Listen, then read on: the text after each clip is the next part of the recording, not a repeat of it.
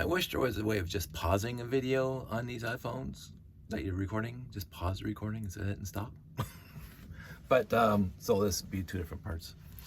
Where were we? RTL Toronto. So oh yeah, Ian, one of my favorite builders of all time. So he shows up with this little tiny robot. It had skid steer, but a fantastic mechanism for skid steer that I used in most of my robots afterwards. So this is completely based on Ian's robot. 2 outer wheels like that. Now this is 18 inches across, and this was only a foot across. But so motors driving these 2 tires, motors driving these 2 tires, and they're all linked together. So you got a lot of torque and blah blah. And you can see there's a 40 tooth gear there, and there's I think a 24 8 tooth gear there. So it's geared down enough, so it's strong enough. And it had a little ramp on the front using those 6x8 wedges. And my robot, I tried to make minimal clearance on the bottom, so nothing can get underneath it, because it weighed a lot and I wanted nothing to get underneath it. So I think the clearance between the floor of the playfield and the bottom bricks of my robot was about 1.5 plates. Because again, with the sumo robot being as heavy as it was, the tires were compressing. So I didn't want it to scrape around the floor. So I left a little bit of a gap that was about 1 inch, or not 1 inch, 1.5 plates, maybe just under that. His ramp got underneath it. and he couldn't push me. He couldn't push my robot. But my robot had programming in it that said, go forward, and then, because again, it could get stuck somewhere, and so after a while, go backwards and turn, and then go forward again, or go backwards and turn, and don't go past the white and black demarcation of the circle. And so his robot's in front of mine, hit it dead on, and then my robot couldn't turn because the entire front is wedged of his robot's wedged underneath mine, and so my robot every 15 seconds would just back up a foot and try to turn, and it can't turn because there's things underneath mine. His ramp is underneath mine, and my robot just backed right out of the arena. It just kept on backing up, and it nicely done, Ian. And then we became friends. So because like, hey, I got water. So at that competition, I met Chris and Callum because they were both there because they were friends with Victor, and they showed up with their robots, which, you know. Love you both. And then so I started talking to them, and I said, oh, we have a Lego group in Toronto. Ooh. Toronto's like, Guelph is here and Toronto's over there, and I'm in Hamilton. And they said, we have like meetings and we do shows and we do whatever. I said, I'm going to sign up for that. And so in 2000, I started going to RTL Toronto events. They already had the first 2 robot events, RTL 1 and 2, and they was at St. Mike's school. And then I went for RTL 3, and it was block stacking plus sumo. two events, but I just was entering the block stacking. And for 4 months before, I was building. I'm gonna say to this day, I mean, I loved whatever that. I just put that picture. Just lost that picture again. I just put it down somewhere. Did I take it out when I took the left room? Anyway, it doesn't matter. That was one of my favorite builds because the thing was 18 inches tall. It was great and made for a great picture of me. But the first robot stacking robot that I built, I loved. And I spent so much effort rebuilding and reprogramming and rebuilding. And I got my buddy Rick involved, who is a programmer. That's what he does for a living. And then he taught me about semaphores and all the other stuff. And so I showed up at St. Mike's with my robot, and I had a brilliant time. I had an absolutely wonderful time with RTL Toronto at the time. And then it just kind of went from there. And I think RTL 3 was not, I forget, this is what we were trying to find last night. What was the first robot competition listed in RTL Toronto, and how early did I actually start posting in RTL Toronto and on Lugnet? Because there was a time in there when I was the #1 poster for a few years. it was tough to get to be the number one poster, let me tell you, because there's a lot of people that were very loquacious on LugNet back in the day. But I got up there. And so anyway, all this to be said, my time in RTL Toronto was fantastic, even with the minuses that are there. We won't hide from the minuses. They were there, but we tried to be better. I loved RTL Toronto. And so we still do the monthly dinners. And I wanted... I am thinking, I am ruminating, I'm pontificating on doing stuff on my own again.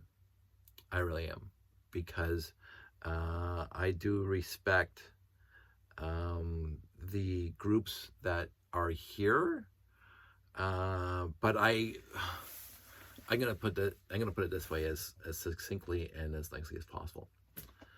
My time with RTL Toronto, even with the minuses, and I fully understand that I'm older now, and I got a different point of view now, and things are different now, and life has moved on now, and blah blah blah.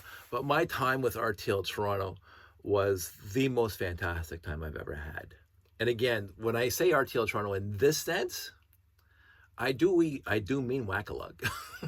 I do mean Janie. I do mean she was. I can't remember. Was she an official member of RTL Toronto? It doesn't matter.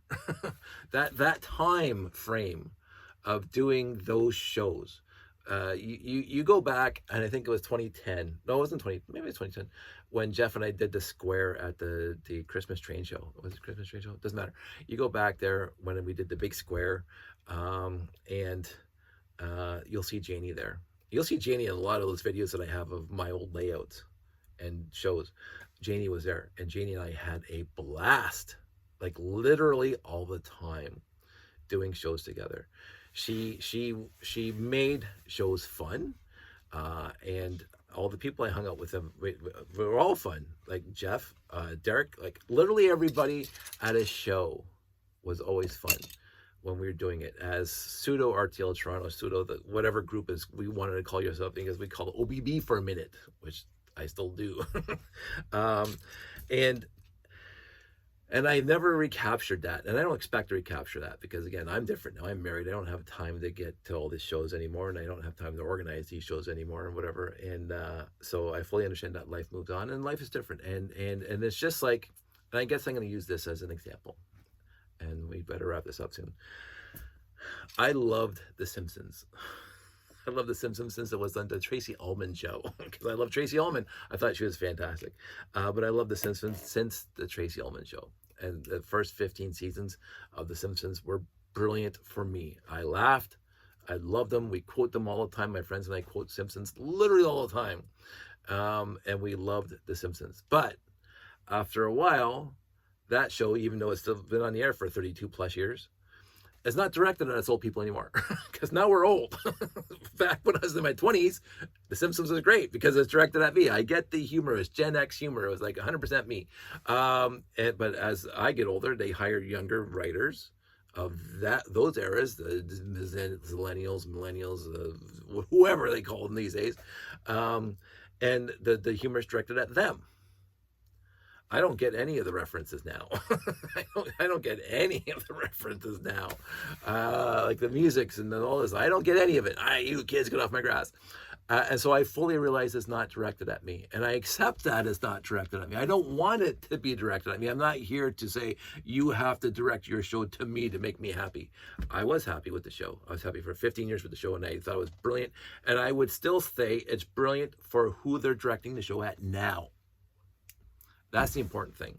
It's not directed at me, so I don't have to watch it. I saw a few episodes, sporadic episodes, in the past 3 or 4 years. I think I've seen 2 Simpsons episodes in the past 3 or 4 years. And I was like, okay, it's there.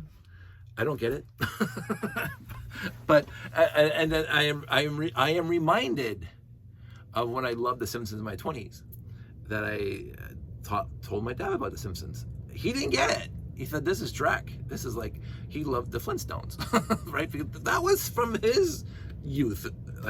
Like, so I get that thing, time marches on. And the media conglomerations are not directing overall 90% of the resource to the old age people. They are directing it to the 18 and 24s. Because that's where the money is. They've known that for 50, 80 years now. You direct this is, again, I'm going to go off this other quick tangent, but it's completely related. This is exactly why the people who actually knew something at NBC knew exactly where the money was for marketing was the 18 to 24s. That's why those guys at NBC were 100% completely and justifiably pissed beyond belief. You go read the books on it. They were pissed. They marched into the offices of the executives of NBC and says, you cannot cancel Star Trek because their number one demographic, and this is before demographics were a thing, but they knew it. The marketing guys knew it because then it became a thing after Star Trek. In the 70s and 80s, you always heard about the box. What are people watching and where are people spending their money? The 1824s, 100%, that's where 90% of the media is directed at, because that's the disposable income and no responsibility. And so when they canceled Star Trek, the marketing guys were absolutely beyond pissed because they were making money hand over fist for the advertisers who were advertising on Star Trek, but the numbers weren't matching that. The viewership wasn't matching that. But then the viewership was just a general, who's watching Star Trek? How many people? How many people are watching Star Trek? Well, a lot less than Gunsmoke, so we're going to cancel Star Trek and put Gunsmoke there. But who's watching Gunsmoke? The 50-year-olds. Because Gunsmoke was on TV forever, and they're putting, so the 50-year-olds are watching it. The 20-year-olds aren't caring about Westerns anymore. It was it was a perfect storm. Like, there have been, quote unquote, no good Westerns overall. I mean, you can go talk Quick and the Dead and all that stuff, but Westerns was such a staple of the TV and movies from 1950 to 1969. Just Western always made money. And then after 1969, dwindling. Who's watching a Western until they come out with the Quick and the Dead and all this? Sharon Stone's in it. Hey, Gene Hackman's in it. People, us younger people know those guys. We're gonna go watch that Western. But you put John Wayne in something, us kids aren't gonna go watch. Well, I would, because I adore John Wayne. But this is what happens. And so you have all this stuff, and this is all these tangents talking about what is that you have to know your demographic. And you have to know where the money is. The money is not with me, because I'm not. The Lego knows the money's not with me. I was in a Lego store yesterday. I bought 0. Wait, somebody's here.